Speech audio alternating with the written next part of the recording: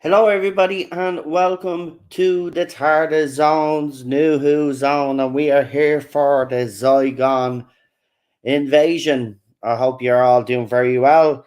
Just before we come on air, my earphones decided to completely die on me, so I've had to have to grab these cheap earphones and whack them in. So hopefully, I'll be able to hear me guests, me panelists, if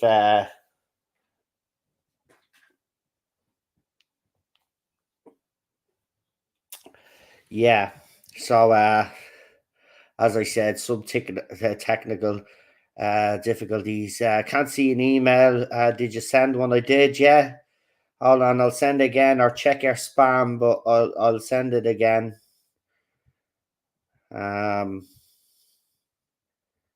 So I'll send it again.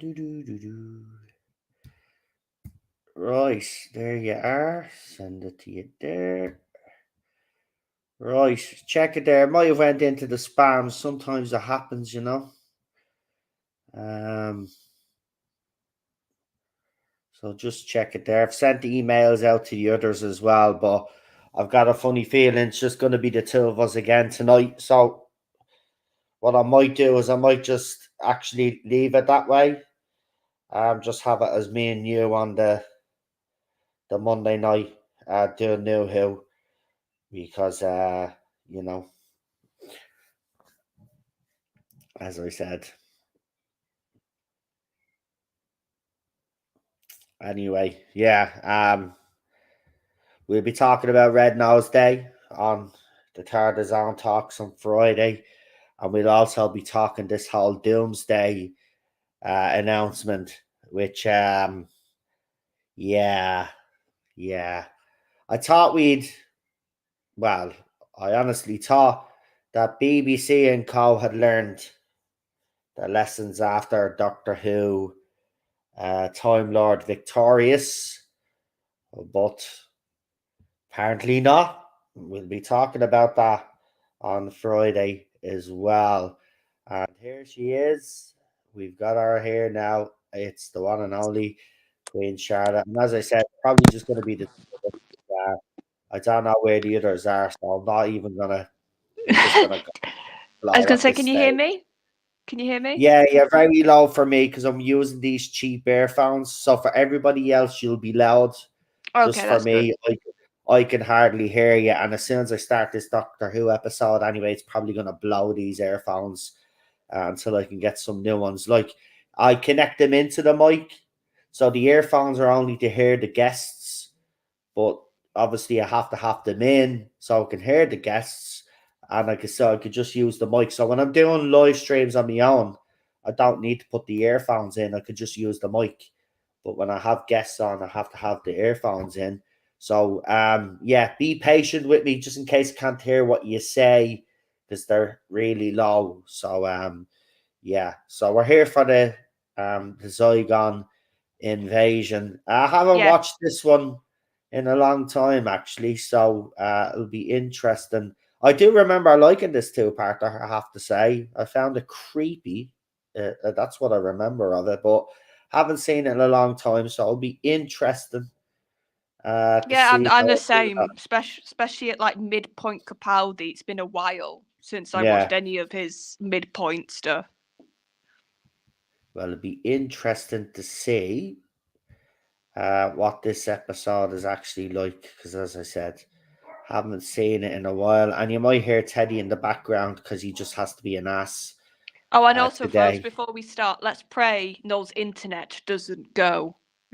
Yeah, now if it does, this is the protocol if that ever happens again. Yeah, because you held the fort and thank you for that. I should probably actually give you my rating for last week's episode. So, all the points that Charlotte made, I would have agreed on anyway. I think we were agreeing anyway before I got cut off. So for me, yeah, while I did prefer the second part over the first part, watching it on second viewing though, and all the points that Charlotte had brought up. Yeah, I'm gonna give it a 6.5 out of 10. Thinking back on it, a little bit disappointing. I have to be honest about it. But I do still love Maisie and would love to see her back in Doctor Who again at some stage in the future. So what happens is if I ever get knocked off again, all you just have to do is leave the studio and the stream ends. Right? Yeah, I eventually left, so I think that's what eventually Yeah, stopped the that's stream. what stopped it. So if I ever go, then you just finish up, say goodnight to everybody, and finish up the stream by just leaving the studio, Yeah. and then that'll end the stream. But yeah, I did edit it down to where you said goodbye, and then because there was a little bit of noise at the end of it or whatever the crap it was, but yeah, the internet went off for what was it? How long? 3 hours? For about 3 hours, man. Didn't come back on till about 10. So yeah, that was unusual because that normally happens in the middle of the night when sorry, Ted's just one of these moods. Um, the internet knocks off when Sky thinks we're asleep. They think we don't know what they're doing is rip off artists. Right? We know he's turn off the internet deliberately. Right? We're paying for that crap, leave it on. Right, 3 hours it went out for anyway. But yeah, if there's Sir Teddy me arse. He's annoying me, that dog, right? Barking non-stop. Couldn't even eat me chicken burger in peace.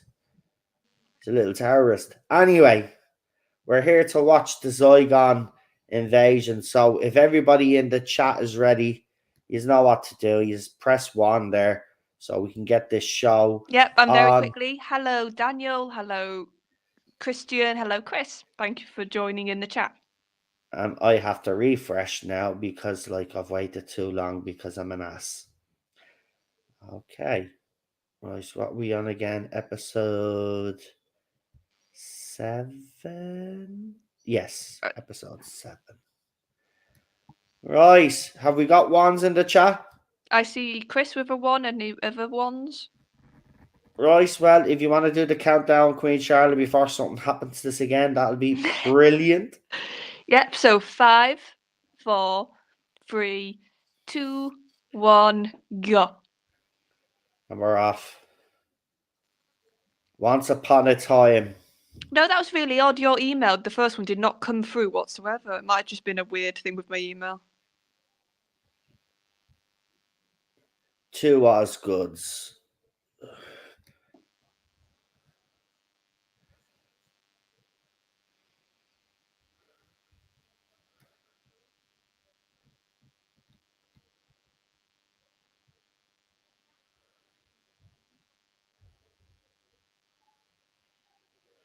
I do like the throwbacks to the Al Tennant and Smith story. It's nice But that Moffat did Moffat that quite carried a it lot. on. Yeah, but it's nice that this is not just a bit. This is a proper carry on from that story. Right, I have to turn this episode right down because I cannot hear you at all. That is mad.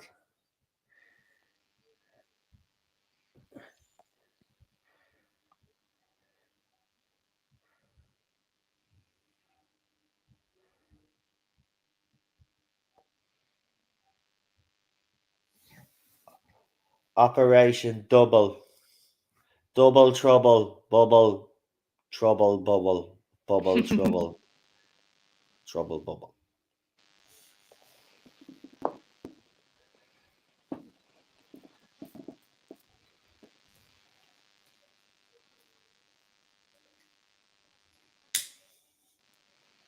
It's like a bit of a doomsday scenario.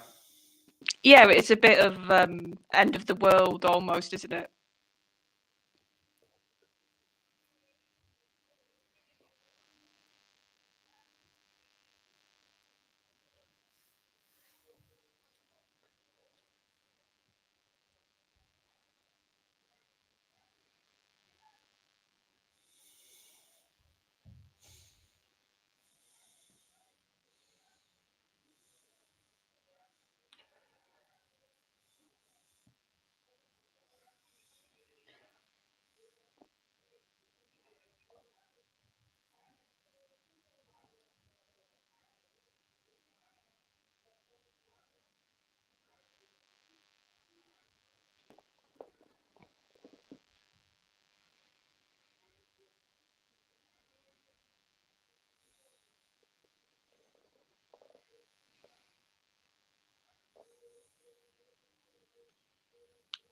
But it definitely sets up the danger straight away, which is nice. Mm. You sort of get that sense of, oh god, something big's gonna happen.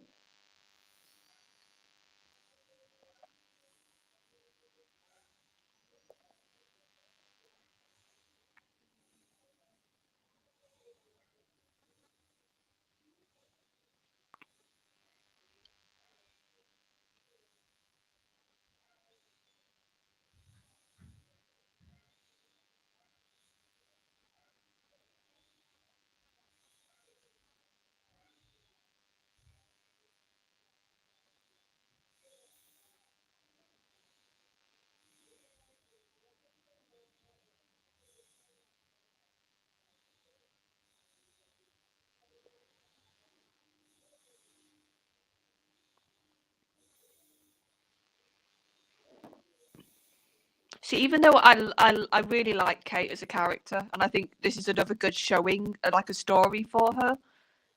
And I'll just talk about this quickly. That whole rumor about the unit spin-off does not interest me whatsoever. Yeah. Like that was like, oh, I will be interested in the spin-off stuff. Just that one is I'm probably not going to get any interest whatsoever. Because I think Kate works well as part of a story like this where she's a part of it and she has a part to play, but she's not the main character. I think she works better as like part of a whole sort of thing.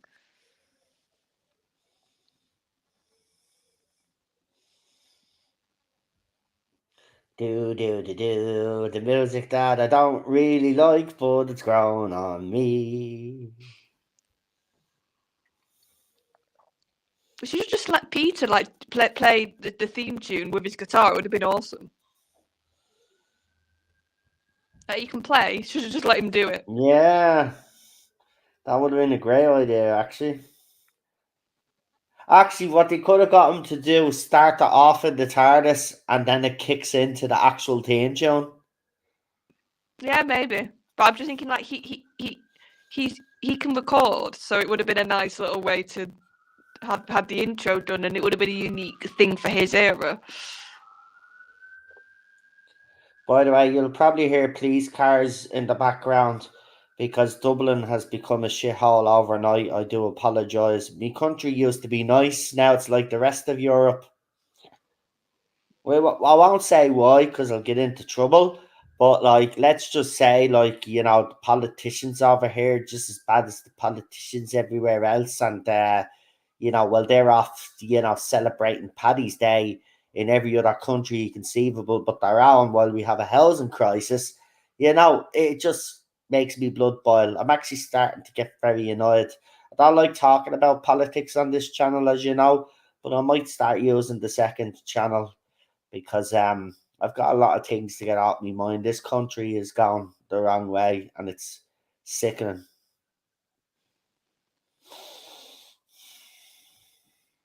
These kind of episodes get me very political. Oh, this is a massive allegory episode, isn't it? Like, even watching it again, the language in this episode, it's a bit odd watching it now. Obviously, so many years removed from the obvious topic that they are talking about, but using the Zygons for. But this is very clearly political.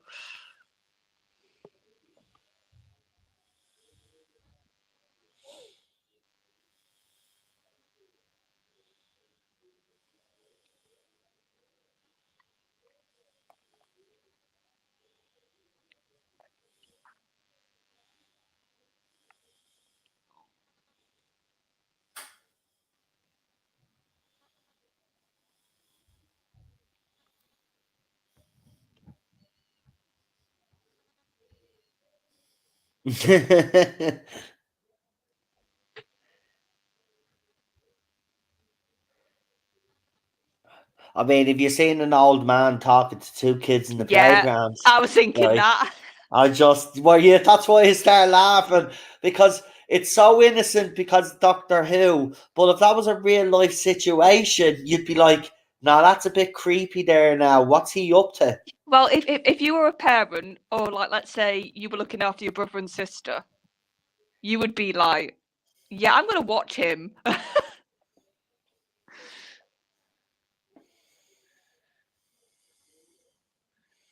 But I love how Peter's Doctor was at this point with kids. It was that same sort of cragginess, but a little softer, so it worked. Even that terrible in the Forest of the Night, I could still enjoy his interactions with the children in that episode. Peter's Doctor's interaction with kids is actually very good. I love It's it. funny, isn't it? It's so Yeah, funny. because he's so awkward. Yeah, it's because like with Matt's Doctor, it was like a big kid talking to a little kid. That's how he spoke to kids. Like with Tennant's Doctor, it was just a bit more of I'm going to be the hero. So with Capaldi, it was that weird, like you said, awkward in between of like a bit of Matt, but then a bit of Tennant, but then a bit of his own.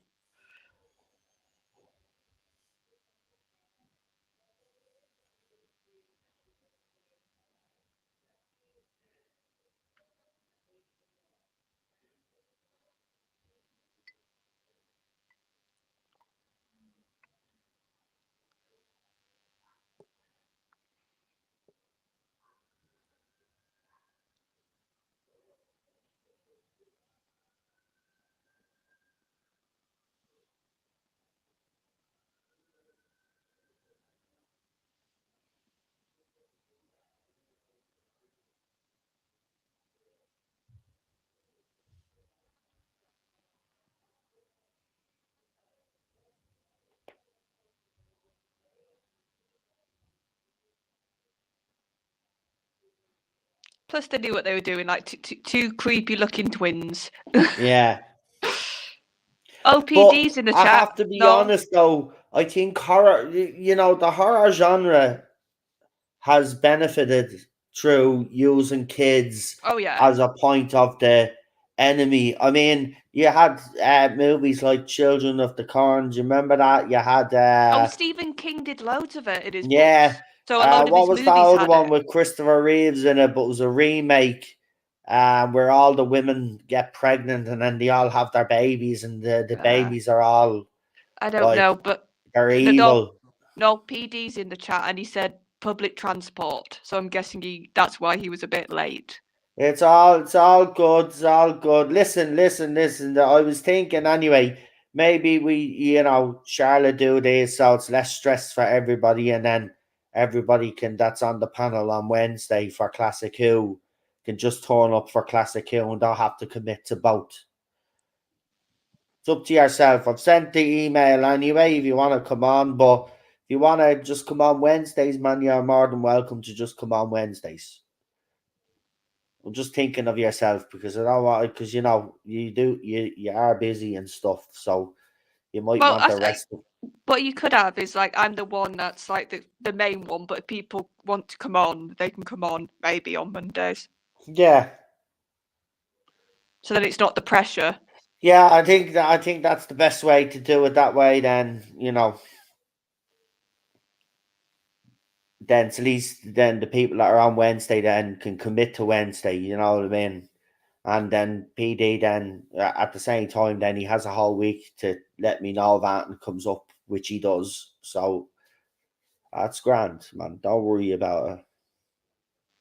That sort of stuff used to annoy me back in the day when I was starting off and people didn't show up. But look, the end of the day, life gets in the way and other Yeah, stuff. and we know, PD, that you And you'd we know always be here. public transport. Don't get me started on bloody public transport, man. They used to spend hours on buses, man, going from me mum and dad's house back to where I was living, and it literally take me 3.5 hours because the traffic was so bad. Nothing else.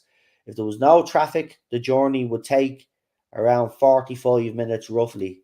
But because of traffic and because of where I was living, it was close to the Dublin port. All that traffic coming out when the ferries came in. That's why the traffic was so jammed up. So take me about 3 hours, man, 3.5 hours to get home a night if I went to visit my parents. Trust me. Well, the buses I were on were coaches, so they were a bit more comfortable, I will say that. Um, but they were very noisy because, people like to listen to their music or whatever what movie you were watching on their tablets and stuff like that. There he has a PD rich bloody traffic. Hey, sorry about that. God damn. It's all right, man. Hello. As I said, man, just for next week. I mean, if you can't do the two of them, Yeah. it's no problem. No, it's just this week and next week, mate. It's all over the place because I've got final major projects at university. But after that, I should be free again, pretty much. Yeah, because myself and Lee is Friday again for another 2 weeks because Chris's work schedule is the same. And then last week, legend of the track, Chris had a problem with his plumbing. Oh God, yeah, in Canada, so he couldn't show up. So things get in the way. Look, it happens. It happens. Yeah, I know. Yeah, sorry about that. It's just, oh God, it's all right, man. I don't even know why you're apologising, man. You can't help the buses. Or as I said, man, if you do feel tired, and stuff, you don't have to commit to the two of them. I know you prefer classic anyway. Oh no, I prefer NuWho, to tell you the honest truth. Oh, do you? Yeah. Strangely enough. All right then. I like new stuff, mate. I'm saying enough of classic. Oh, I'm saying too much of classic. What new stuff? Yeah, I watched the Dominators, the next one. I have to be bleeding honest with you guys, man. Oh, it was interesting when I saw it. Oh, it was a bit of a slog to get through this one. Dulcus. Play it Dulcus. And the Quark, not the Quarks unit. What's the Quarks unit? The thing about it was good, and everything that's going on is great. It just, it's just so dragged so much. I mean, I watched what was it, Terror of the Autons, man, and I watched that all the way through, and I fucking loved every single episode. This one was definitely a chore to get through, but I've already done the little mini trailer. Got that ready. The audio and all was done by the King, so I'm just waiting on the longer version. He does a bloody good job. He does. Yeah, he does a good job on the voices, I have to say. So he's got his Patrick Troughton done. He's got the longer one to finish up today, I think he said, and then I will edit the footage with it, and yeah. I've got to say, I do adore. I know I don't know what the consensus is, but I really love the new Who designs for the Zygons. I think they look gorgeous. Yeah. Oh no, I don't think anybody ever. I don't think many people criticise the Zygon, the Zygon design. I think everybody loved. It's like it's close enough to classic, but it's definitely an upgrade. Yeah, whereas if you look at the Sontarans and stuff like that, the Silurians, they were well, the Silurians were completely changed, and you know the Sontarans became they were changed. Come on, jacket potatoes. Yeah. But I did like what Chibs did with them. See, Chibs did do some good things. When it came to the redesigns of certain of the villains, I did like his Sontaran design. I thought it was very good. I didn't like his new Daleks, I have to be honest. Oh no. But when he reverted back to the original Daleks, or the Daleks that we've been used to, I even said that his Daleks actually became more sinister, and they did, because even the dialogue was better for them. For once, I actually, actually liked the Daleks being in Doctor Who, because they were sinister again. So I hope RTD keeps that element, which he did. I mean, Dalek is a great story. I mean, that whole scene with the Doctor and the Dalek in that room when Van Satin is watching, like, that is some of the best television you'll see. That was very well done. Yeah. But I felt under Moffat, he tried to do big things with the Daleks. He did. But I just think he made them a bit of a... it became a bit of a pantomime to me, and then they lost their whole... They're the evilest thing in the universe. They came a bit Doug Adams, didn't they? Under Moffat. Doug Adams Daleks. Moffat, and I think the Zygons, this is also what I think he writes Zygons quite well. He's not good with like metallic, like that type of creature. No, he's good with the Zygons. He can do like stuff that's based very clearly on scare factor, like as in like traditional scare horror, or very like body horror. Like he does very good body horror stuff, and that's what the Zygons are. Exactly, and the fact that with his clever writing, he can write these intriguing stories, these mysteries as well, along with the horror. And this is why this works. This was Moffat. See, these type of stories, right? And then after this two-parter, we have the Face of the Raven leading up to Heaven Sent, and like, I think from now up until we get to Hellbent, this is Moffat's best writing right now. We're witnessing. This is Moffat's best writing. That short period of those few stories is Moffat at his best. Yeah, it feels like almost old-fashioned Moffat coming back. Yeah. That the Moffat we got under RTD a bit. Yeah. He was starting to tap back into that again, but that's what made him good. Look at the empty child, the Doctor dances. The empty child, the first episode, like the whole mystery around the child of You, My Mummy. Like, he just knows how to do all of that stuff. The God Complex. The other one where they're trapped in the doll's house. I keep forgetting the name. The Night Terrors, isn't it? Yeah. Yeah, Night Terrors. Another great episode. Those type of stories were Moffat at his best. And these few episodes coming up illustrate that. It's just a pity. Look, a lot of people like Hellbent. I have to be honest. I don't know why, but a lot of people do like Hellbent. I think it's an absolute disgusting episode. I do. We'll get into it when we get there, but I think it's a disgusting episode. But some people love that. Everything about that story, everything about that episode is so wrong, goes against what we believe the Doctor is, and even him, the way he acts in it, is completely different to the previous episode, which is Heaven Sent. It's just completely not. He does not kill that way in cold blood. No. We'll get to it. I don't want to get into it now, but that rubs me up the wrong way and always has. And, you know, we kind of all were getting a bit annoyed at Moffat anyway, and we kind of did want him to go. But then, you know, as I said, these next 2 episodes, this is where I think this season really stepped it up. Because I was kind of, as I said, during the Moffat era, I've got to be honest, my love for Doctor Who wasn't as passionate as it was for the RTD era. I thought season 5 was great by Moffat. I did love that whole astronaut business, but then when it led to what it led to, you know, while some fans love all of that, I didn't. It just didn't sit right with me. It's one of those things. But I do love River. I do love the character. I love Alex Kingston, you know. But let's hope they don't bring her back because her story is really done. Yeah. But well, we'll get let's into just the Moffat. We just finish up on one more thing, Charlotte. When we get to Series 10, obviously, what we'll do is we'll do one final stream where we'll bring on the panelists and we will discuss Moffat's era overall.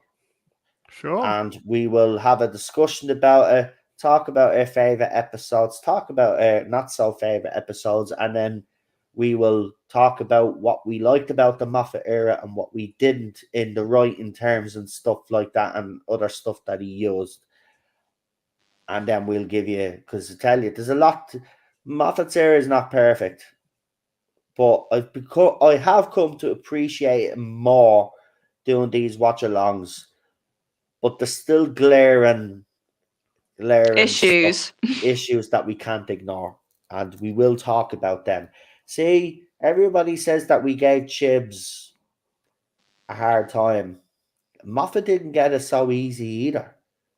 No, really, that's the he thing, didn't. yeah. Now, I will say this: Chibs probably set himself up for more criticism when he cast the woman as the Doctor and then lied to the fans and said he did auditions for everybody else. Now we know the truth that he'd only taken the job because he was going to cast the woman either way. So he's lied to the fans as well. Remember that. Yeah. Moffat, I don't think Moffat has ever lied to the fans. He has thrown his toys out of the pram a couple of times. So I won't shy away from that. He has. But I always believe it came from a place of good because he really did believe in himself, and some will say he believed in the hype in himself. Look, Moffat is a great writer. He can do Doctor Who when the restraints are put on him a little bit, but when he has free reign, that's his biggest flaw. He needs someone to rein him in because then you get what you get. This era, especially Peter Capaldi's era, very inconsistent, not knowing what direction he wanted his Doctor to go in. Then he finally gets it right for Series 9, and then I believe that in Series 10, he actually gets the balance absolutely spot on. It's everything I wanted Peter's Doctor to be in Series 10. And, and then he fecked off. Yeah. I know. Yeah, and it's like Moffat was very good, and this story has it, especially this episode, of the sort of the obvious straight in your face, but you don't realise that until the end. And what he does with Clara in this episode is really clever. It's like once you know what the reveal is, you watch it again and you go, "Oh, there was little hints." But they weren't obvious, so it's that thing of it being right in front of you and not realizing. And that takes skill. That's a hard thing to do. I agree. It takes a very special look at. My favorite writer out of the two of them is RTD and always will be. I've watched RTD's other stuff now. I actually watched years and years and thought it was sensational. I have to admit, some of the best television I've ever seen. But I do like Moffat stuff. I did like Sherlock. Yes, it kind of went a bit again though. Sherlock kind of illustrated Moffat's strengths and flaws. Because again, with Sherlock near the end, it nearly became this like fantasy thing. Do you remember the Christmas special with the whole like overdose? Yeah. Then it goes into kind of like dream state crap and all of this. Like it's. See, I didn't mind that because it was a bit of like dreaming. Does suit Sherlock? My thing was that final episode when I was just like, "You're kidding me." Like there's been no glass all along, and it was just like ridiculous thing on top of ridiculous thing. Yeah, so basically his sister was pissed with him all this time, like, and it's all her. I know. And, it was kind of. And she implanted in his head it was a dog when it was actually his best mate that she killed, and it was just like, oh my Moffat, what are you on? Yeah. He's trying to do a Doctor Who episode for Sherlock. Yeah, it really felt like a Doctor Who episode. That last one. It does. As the seasons go on, it just goes into this whole craziness. That's why I always say the first 2 seasons of Sherlock are actually the best 2 seasons of Sherlock, believe it or not. Season 3 I can actually tolerate because there are some good moments in that, and I do like the junkie fella in that. He's brilliant, man. I have to admit, I do love his. What was his name? Eggy. What was it? Eggy? Yeah. No, what was his? I can't remember. Name? I know who you mean now. But anyway, yeah, that season actually is pretty good. And then what he does right at the end, where he blows your man's head off, like I wasn't expecting that, to be quite honest with you, but. Yeah. Moffat is one of those conundrums. He can produce world class, and then he can produce confusion and lack of consistency and transparency. I mean, some of these scripts are just. I mean, what were you even trying to do? Like, you can understand it to a certain extent, but then you're like looking at the execution of it, and you're like, now come on, Moffat. Even you could have come up with a better execution than that. It's just sometimes he just really boils me blood, and then you come across episodes like, Face of the Raven, but then you get Heaven Sent, man. How many times they changed the Matrix now? Oh, so many times. It's going to be a blob of ice cream by the next one. Oh, I know. It's just. Yeah, it was a bit bad, Heaven Sent in places, but there's bits of it I like, though. That's weirdly enough. Heaven Sent, obviously, we'll talk more. If you understand that it's basically grief, but the episode, it makes sense.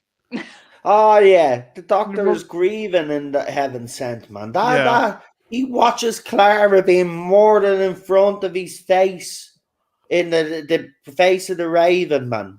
Yeah. And you know what? That was the perfect way for Clara to go. But Moffat again. Yeah. This is the flaw. Moffat, and it's not a bad flaw to a certain extent, right? Moffat always tried to send a positive vibe. Yeah. Right? Even in the Doctor dances at the end, your woman gets her leg back and everybody lives and all of that. Moffat, I'll give it to him. He always had that belief that things could work out, right? And he always believed in happy endings. Now, there's nothing wrong with that, right? But sometimes, and it's Doctor Who as well, he's got to remember, sometimes, unfortunately, there are no happy endings. Yeah, and that's quite funny considering what gets said in the next part of this story. That like this whole story is about that idea of the radical element. That's the theme, and it's quite funny that what you've just said. He actually has the Doctor be quite blunt next episode, and actually has a very sort of realistic speech where he's actually talking about how you can try and have a fantasy, but that's not reality. Yeah. At some point, reality is going to hit you. And that's what the Doctor says to Bonnie next episode. And it's a brilliant speech for that. Yeah.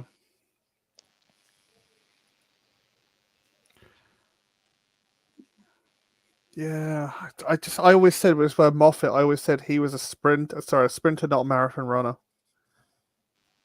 He could give you the best, brilliant two-parter, but he just can't give you a full season. He can. No. It depends. I know what you mean, PD. Yeah. I think when it came to Who, he struggled to do that. Yeah. I think because I recently watched, what was it? With Dracula? Tennant in. Oh. No. It was really good on BBC at the beginning of the year. With Tennant, and he was a vicar. What was it called?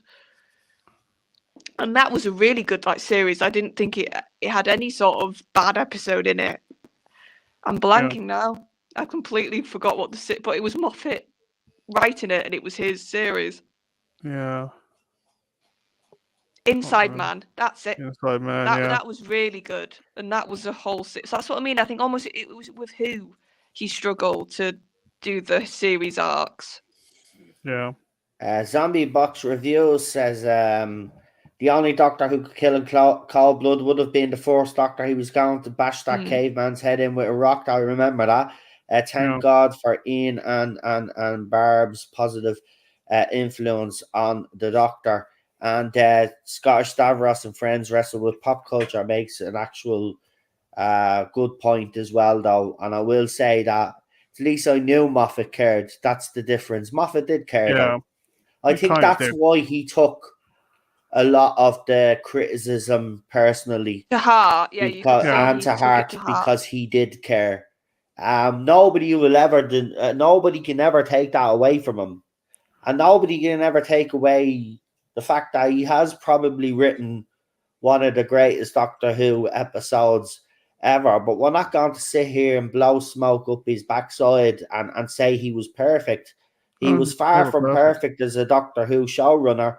But I tell you one thing, yes, Daniel is right. He did care. Of course he cared. Yeah. Cared about even the way he talks about the Doctor. Listen to the way he talks about the Doctor. Of course he cared. Of course he cared. And that's why, there was this love-hate relationship between him and the fans. And, we both used that. He used it just as much as we did.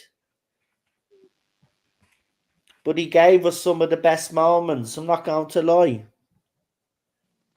But the GOAT is coming back, and the GOAT is RTD, in my opinion. Without him, we won't be sitting here talking today. Well, let's just hope the GOAT hasn't got anything to do with what got announced on Twitter, because then buddy. Well, I read the whole thing. RTD has actually put his endorsement on it, but I don't think it's anything to do with him, because it's got to do with who's Doctor, apparently, because it says her Doctor. So it's definitely related to the Whittaker era. The thing about that worries me, though, which I'll talk about on Friday, is what's this got to do with the 60th? Yeah. Yeah, but why also why is it being marketed as part of the 60th celebration? If it's to do with that era that's just gone, yeah. In fairness, people will argue, whether we like it or not, that Doctor is still part of the 60th celebration. Now, whether Jodie Whittaker is to appear in this audio herself, I don't know. But when I've seen, I'm not gonna lie, right? When I watched the video, when I saw the announcement, it looked a bit weird. Anyway, I got to say, now it all kind of makes sense. But when I saw the video today of the comedian that's supposed to be this galactic assassin, I've got to be honest, I've seen better fan made stuff online, That's shocking.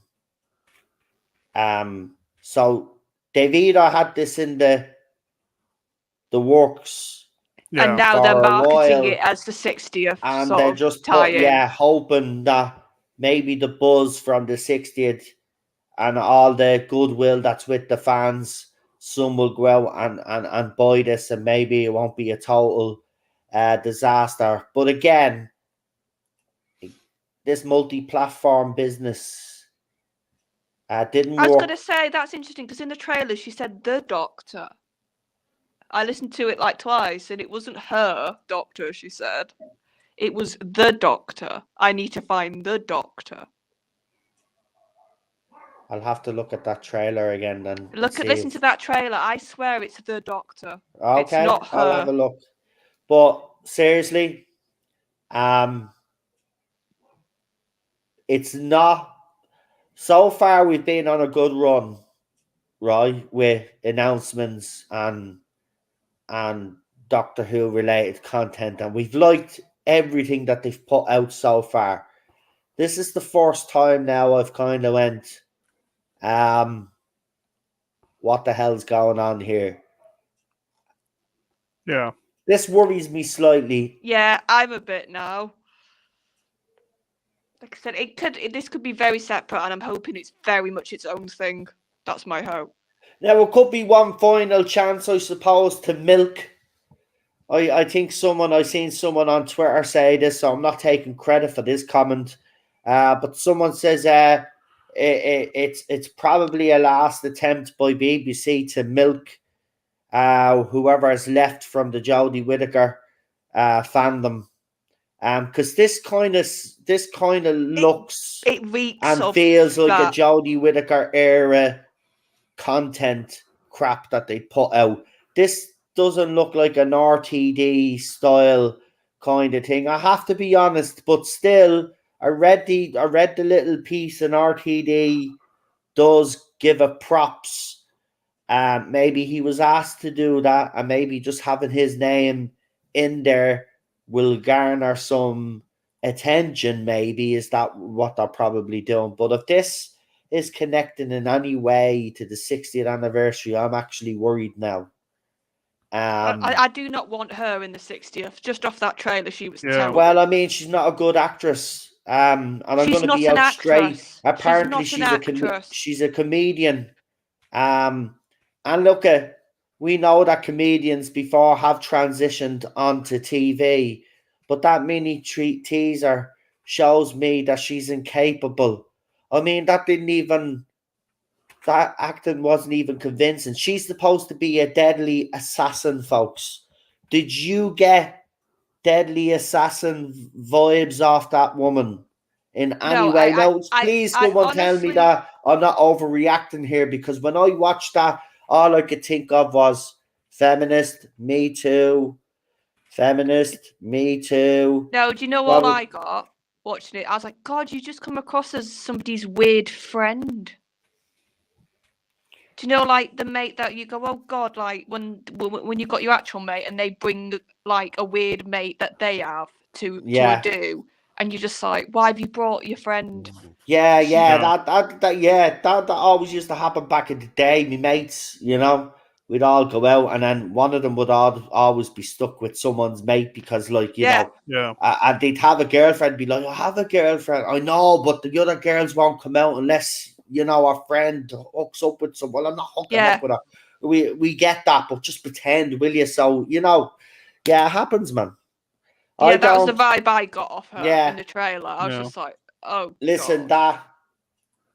that better not be connected. Seriously, if it is, there's something seriously gone wrong somewhere. Like I said, but watch the trailer afterwards. No, I swear she said the doctor. Because I was listening for that. I was listening Actually, for the her to say subtitles, her. there'll be subtitles on Twitter. Elon, they were there before, but you can knock them on. It's easier. Apparently this person has a YouTube channel. Well, here's the thing, right? Zombie Box Reviews. I don't know anything about this person, right? But they have a YouTube channel. So Okay, they've got a YouTube channel. So is that all people need to do now to qualify for voice roles or whatever she's doing? You know, shouldn't they hire She hasn't. a voice She actual? hasn't got any acting credits. She's got no acting credits, no. So she does skits, right? So she does skits on YouTube on a YouTube channel, and someone at BBC or Big Finish thought she was qualified enough to do voice acting on a multi-platform Oh, No, God. media not just story that. arc. Not just that. Center it around her character. She's the center point of the whole story, is the vibe I'm getting.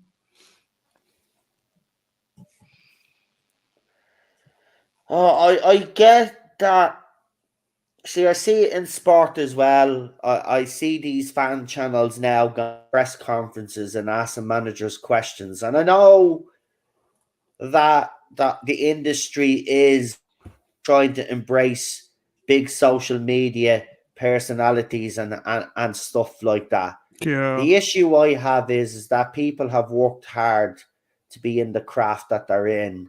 And then, Yeah. as far as I'm concerned, these blow ins, that's only talent that's doing stuff on YouTube. All of a sudden, now, apparently, that's good enough to get you a job working, doing voiceover work or whatever, or working in Oh, yeah, BBC. audio work. Like, it's basically acting. It's like acting So work, you're but just on taking audio. away from someone who has trained all their life to be a voice actor or has done it for a long time and doesn't make enough money. They have to do a lot of voice work to make a decent few quid. Yeah. So, I'll look into this in greater detail. So obviously I'll be talking about this on Friday. I don't know if Christian is aware of it. I'm pretty sure he will be now. He We'll will see. be. We'll see if he has any opinion on it. But yeah, I'm not confident in this. And they haven't learned from Time Lord Victorious, which ended up being a disaster. This is another multi-platform story arc thing that they're doing, and they haven't taken into consideration that some fans are not going to be able to afford to pay for some of these things, and I think it's an absolute disgrace. Again, it's BBC, tapping into a few in this fandom rather than trying to tap into all the fandom and make it it's greed now at this stage. Yeah. It's pure greed. Right? They've even announced the Billy Piper and Nine audio as well, all leading up to this 60th anniversary. Now that might be impressive to hear the two of them back together again will be nice. But I don't know. This is all screaming cash grab to me. And I suppose that's what the 60th anniversary, I suppose, is all about. But quality over quantity, please. Yeah. You'd rather get a fewer but more big ticket quality items, wouldn't you? Very elitist, says Daniel. Yeah, exactly.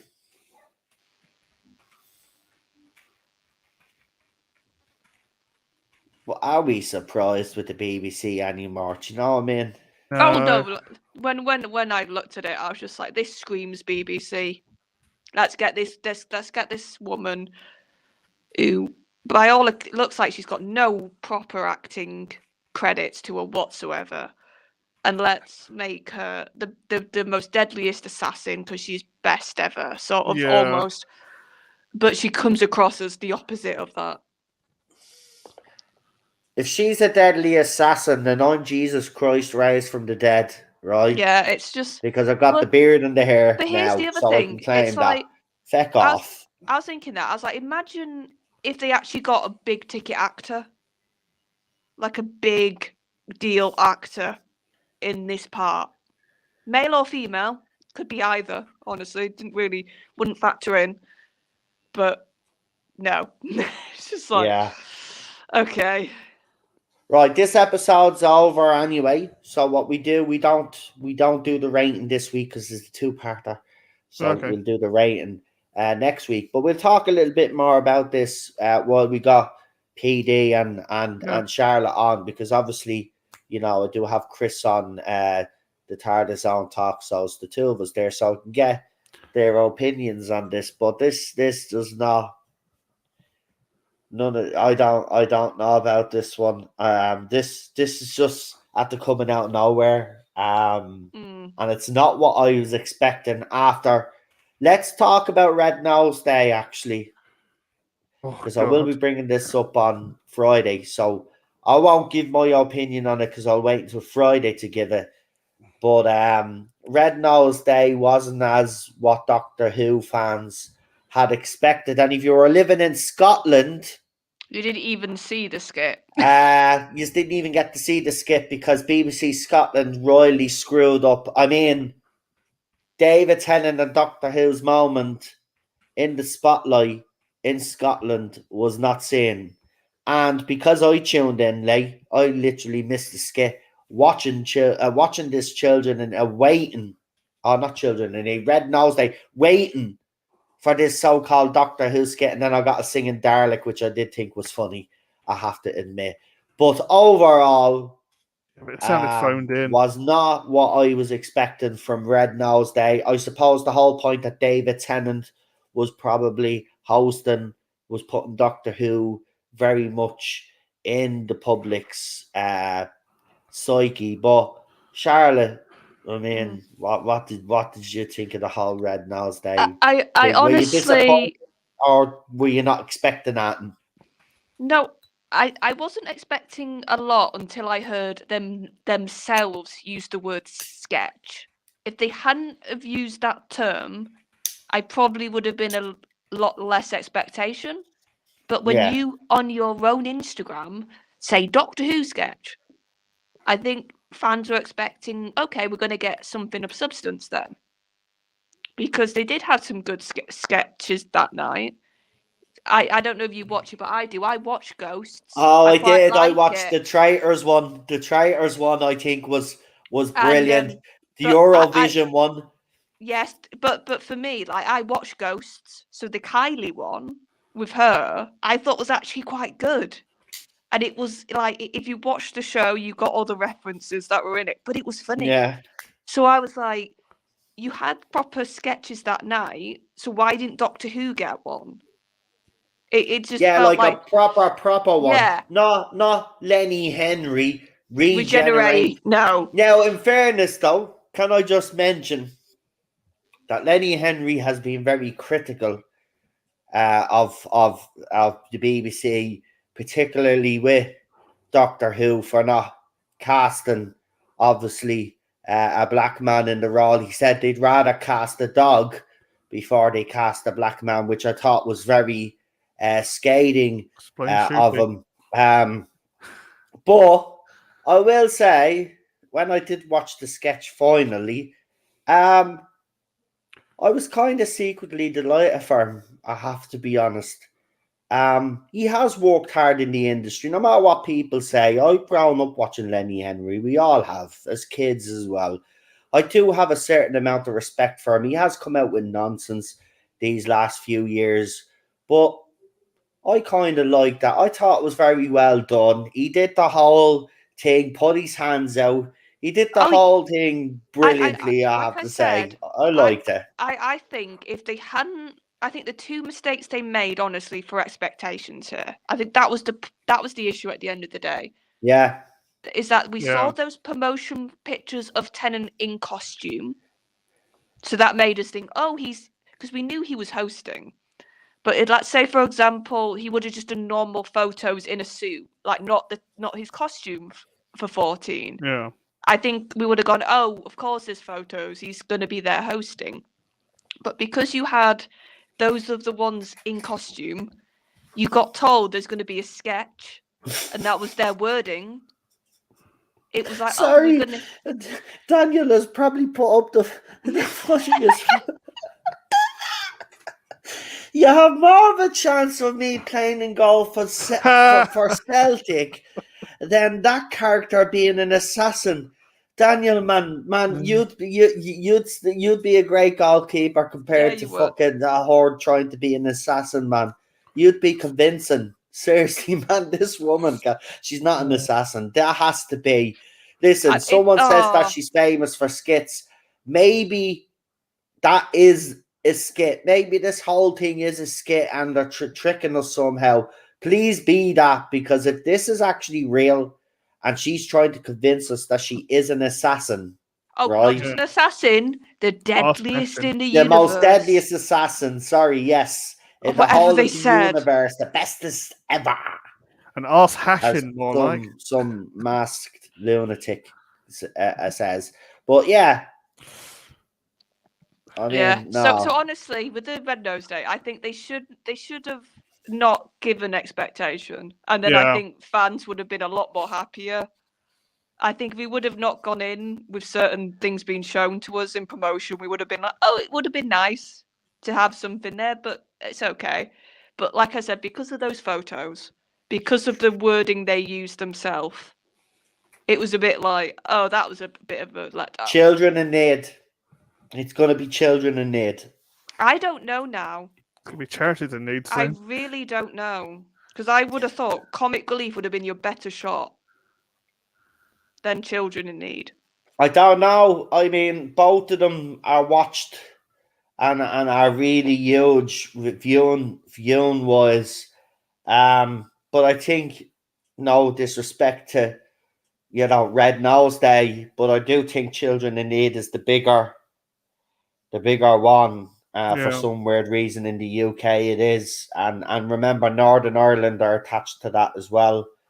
Well, we'll see. We might get the first trailer then. We don't know. But the Comic Cons are coming up as well. Remember, Comic Cons are all going to be starting soon. It's the season of Comic Cons. All the big major Comic Cons will be coming up in the next couple of months as well.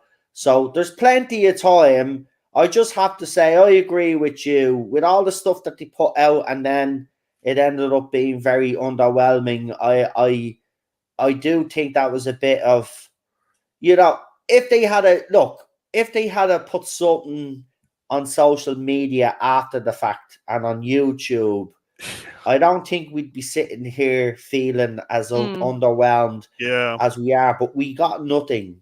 And that was a little bit of a disappointment. Remember, we've only gotten 2 teaser trailers. We still haven't gotten a proper trailer for the 60th. Now, whether they're saving that for another big event remains to be seen. But in fairness, I think we're getting a bit, because we have been spoiled, leading up, even up to Christmas and all, we were spoiled. We got, you know what I mean? So, I mean, maybe we're expecting a little bit too much now. We're getting greedy because we've gotten such a good run. But either way, I think it's a good thing because it shows that there's still interest in the show. People are still fascinated, but I just hope this Doomsday thing is just separate. It better be, because Doomsday, yeah. But what did you think of the Red Nose Day stuff, PD? Very underwhelming. I think Daniel summed it right up in the chat. I mean, Rabbi showed it on his channel, slowed down by 10% in a smaller window, but it just did not look fun. And what's his name? Nick Briggs' performance sounded phoned in with a Dalek. I'm like, oh. Now, in fairness, right, that Eurovision skit was brilliant when the Dalek came out because the panel were scared shitless of it. And the panel was and I'm sorry, the Dalek sang Daft Punk, and a Dalek singing Daft Punk actually works. And if there's anybody out there that can actually do a full Daft Punk, that actual song, that Daft Punk song of the Daleks singing it, it would be the most amazing thing ever. The disappointing thing for me is that clip was too short. That should have been at least a minute or two long, that Dalek. That would have been one of the funniest things of that night. That was good. I like that. I know you say he phoned it in, but he didn't really need to go overboard because he was singing a song. I know, but You it know what I sounded mean? like it was kind of. It was the sound from the Dalek sounded weird. Like it was off or something. They were doing it down a telephone line. I mean, officially it sounded like he phoned it in.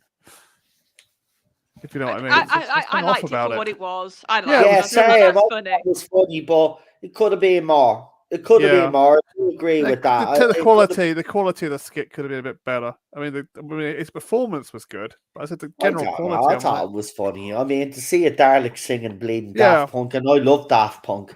So to me, that was when that happened. Cheryl was actually in the room because I yeah, was watching the end of it here because I think she was talking to her sister or something, and I literally was laughing my head off.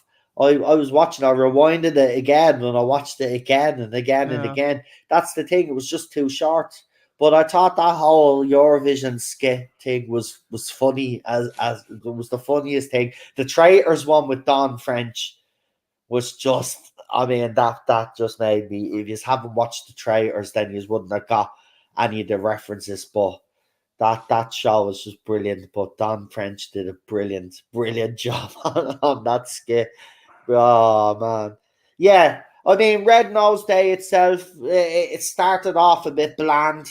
Not going to lie, but when they got into the skits, I thought the skits were the funniest thing about Red Nose Day, and they usually are. The yeah, skits are usually the funniest thing about, of course, because there is a serious side to it. They want to raise money for kids and worthy causes and all of that stuff. But yeah, the Doctor Who stuff, very underwhelming. But still, just goes to show you the genius of their marketing right now, because we're all expecting a lot more, yeah, because they were very clever in the way they marketed this. So yes, on one hand, we're disappointed, but on the other side of it, the flip side of it, we should be actually, saying to ourselves, oh, that is very smart, very good marketing. And we should be praising that, because we haven't had that good marketing and stuff like that over the Chibnall era. So this is a change. Again, I keep going back to this doomsday rubbish. I hope it's Domesday. nothing to do with the 60th, but we'll leave. I think we'll leave it there because, Yeah, We'll have to know more. We'll have to see how that We'll goes. we'll yeah, see. Out. We'll see. Let's hope it is just all a skit crappy thing. And if the J bots and the Tasman stands love it, let them buy it and waste their money. If it doesn't have a real impact on the 60th, we won't care. Let the people that do care about it and do enjoy it, enjoy it. There's no point of us, slagging them off for liking it. If it's aimed for those type of fans, let them have it.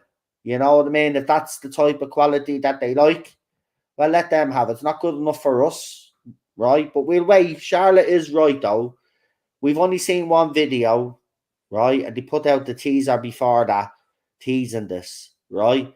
So let's wait until we get a couple of more videos, or we see if anybody, because what happens nowadays is someone will buy some of this stuff and then we get to hear about it, or some people just upload it and let us hear some of the audio because they're criticizing how bad the writing is. So we'll get to hear stuff. Definitely will down the pipeline. So let's see what happens with this. Let's not judge too quickly. Yes, the quality does look worse than a fan made bloody stuff that I've seen on YouTube. And they've not employed an actual actress, but we'll And they haven't see. employed an actual actress or an actual voice actress or whatever, or have the voice actress there. Exactly. They've gotten someone who's on YouTube and does skits. Remember, you just have to set up a YouTube channel, be a social media, whatever, and you get jobs. yeah. I wish the BBC would ring me up because I could really make Doctor Who a success with RTD. I mean, if you are listening, give us a phone call. Got a few great ideas for a couple of stories, but I need a genius writer to get all my ideas onto paper. So RTD, if you're listening, give us a call. Yeah, I mightn't be everybody's popular choice if you brought me in, but this is about Doctor Who and saving the show and stuff, and I have some great ideas. Yeah, so give us a Yeah. call. Yeah, or email me on me, or send me a DM on me Twitter. Yeah, it's all scrolling there. RTD there. I'm actually taking the piss because I can't write. I do have great ideas, but that doesn't necessarily mean that they'd actually translate well on paper. See, this is the difference between me and some of these people out there. They will literally take these jobs knowing that they're not qualified. Whereas I wouldn't even do that to Doctor Who because I respect the show. And I'd say, yeah, I do have some great ideas. If you want to hear me, great ideas, blah, blah, blah. And if you think you can put some of them onto paper, brilliant. But that's it, like, you know what I mean? I wouldn't be saying, yeah, I work for BBC. Seriously, man. Give me a fucking break. They're always employing the wrong people at the BBC and wonder what goes horribly wrong. She has 5. Hold on. She was in 5 whole YouTube skits. Jesus Christ. This gets what a star. It's great. It's great. Do you know what? Everybody seems to know her, so I'll check her out. I'll Google her. I'll see what actually, what qualifications this woman actually has. But for me, if you're going to do something like this, you should always get someone that has worked in the industry a long time. I think it's actually, it's the whole thing with James Gunn, not employing any voice actors for his stuff, which I think is a bit peculiar. I can get it on one aspect, continuity with the live action and the animation, but still, I can think of a reason why he's not gone for actual voice actors, and that's because actual voice actors would know a lot more than him, and he wouldn't like that. Yeah. We need voice acting is very different to acting. Yeah. Very different. It's more like radio, isn't it? Radio. It's a different skill set. Yeah. Well, I tell you what, I'll go and do 5 skits, will I? On YouTube, and we'll see if BBC want to give me a job. How about I'll just make some crap up and just go on camera and do a skit, right? Even if it's crap, I'll still get a job. See, this is the problem I have. You're given, and I don't care if our skits are great, right? That's not the point. The point is there's a lot of people in the voice acting industry. And if you're giving someone an opportunity where they have no experience and they don't even have any acting credit, well, then I think you're sending out the wrong message. Why would someone dedicate their lives to become a voice actor, right, if that's the way they're going to be treated? And to be the same with actors and actresses out there as well.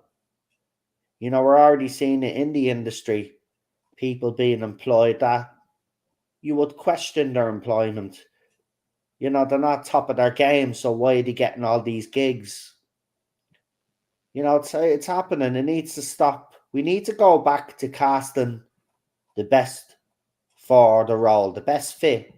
Yeah. And the one that has the most credibility, that the director and all the casting people believe is the best for the role. You should give it based off talent, nothing else. Yeah, best and the brightest. That's it, right? And it doesn't matter what their skin color is. If they're the best for the role, give them the role. Unless the role is a specific role where it's played by a specific race or a specific gender, then you leave well alone. Obviously, you continue that trend. But if there's other opportunities to create new characters and stuff like that, then knock yourself out. I mean, the industry is not that fucking hard. Fans have been telling people for years what the problem is, and you're still not listening. Yeah. So we'll see. We'll see this skit thing. This assassin. Yeah. If you believe assassin, then as I said, I'm Jesus Christ resurrected, and yous are all going to hell. There you go. Okay. And on that nice note, on that bombshell, pronouns are Lord, Lord, and Savior. There you go. Okay. Right, I'm back. You've all been bad, right? And I'm a Doctor Who fan, and I'm back to to seek vengeance on those who corrupted my show. I'm only messing. Anyway, Yeah. on that note, we'll do channel shout outs. So, yeah. There you go. So, BBC, you want to give me a job? Yeah, I'm available. You know, my salary will be 10 grand a month. And for that, I will seek and weed out every woke individual that's in the organisation, and I will get them out as quick as they come in the door. And we will actually hire people that deserve to be hired. And let's save the BBC. Let's make the BBC an organisation that the people of the UK can be proud of again. Yay! Carlsberg don't do dreams, because if they did, they'd be the best dreams in the world. Right, anyway, let's leave it there and go with channel shout out. So we'll start with my co-hosts. Queen Hello. Charlotte. So you will catch me on the Spacebook. So I was a bit unwell last week, so the lads did the Ask Us Anything round. So if you want to see them talk about a whole range of subjects, honestly, that's what usually happens on those streams. You can catch that. You can also catch me on the podcast. The most recent one was when we reviewed, there's my word, The Unicorn and the Wasp. And I'll be back on Thursday, and we are doing another sort of event themed show. So look out for that one on Thursday. Fantastic. PD. Okay. You can always find me in Rabbi's chat, or you can find me over here at TARDIS Zone. Sometimes. Oh, and sometimes rarely I appear on Facebook or Spacebook as well with Dan, so keep your eyes peeled. Fantastic. And of course, you could join me here tomorrow for the preview show for Friday Night Contact. And I've got some whopper articles. And as I said, I don't show you all the stuff that we're going to cover, because we need to keep some things for the guys to chew on. But of course, I don't necessarily give me opinion on Friday nights. So the preview show is where you can hear my opinion on what we're going to be covering. And we've got some whopper topics to cover. So come and join me if you remember. Tuesday, tomorrow, I suppose. Yeah, it is tomorrow. What am I on? Well, I don't know what planet I'm on right now, but yes, tomorrow. I've forgotten the time already. 8 o'clock. We've decided to do a 7:45. Sorry, 7:45. It's scrolling across. No, it's not scrolling across the screen because it's the wrong banner. No, it is the right banner. I don't even know what I'm doing. There it is there. Right. So Monday, NuWhoZone with myself and Queen Charlotte and whoever else is coming on. Okay. Tuesday, Friday Night Contact Members preview show, 7:45 p.m. There you go. Got it right finally. Wednesday's Classic Who's On with me panelists, and I've already got the little mini trailer ready to go. And the Tin King is in the chat. He put together the Patrick Troughton audio. It's absolutely fantastic. So if you guys in the chat want to give him a bit of kudos in there, please do so. And that's at 6:30. So join myself, Queen Charlotte. I'm assuming Lee will miraculously appear for that one as well. And PD, Rich, will be here with us as well. Then Friday, during the day, we've got the TARDIS Zone Talks. And that's at 5:45 normally, but it depends on lunch breaks. Maybe it could be an hour earlier, it could be an hour later. But when it does go out on time, 5:45, and then at 9 o'clock every Friday night contact with myself, Lee, and Chris. But Chris won't be with us for the next 2 more weeks, so we're going to be looking to get another special guest to join us, different one for each one, hopefully. And so come and join us for that. And then Chris will be back in 2 weeks from now, 3 weeks from now. So yeah, work and the bosses have changed his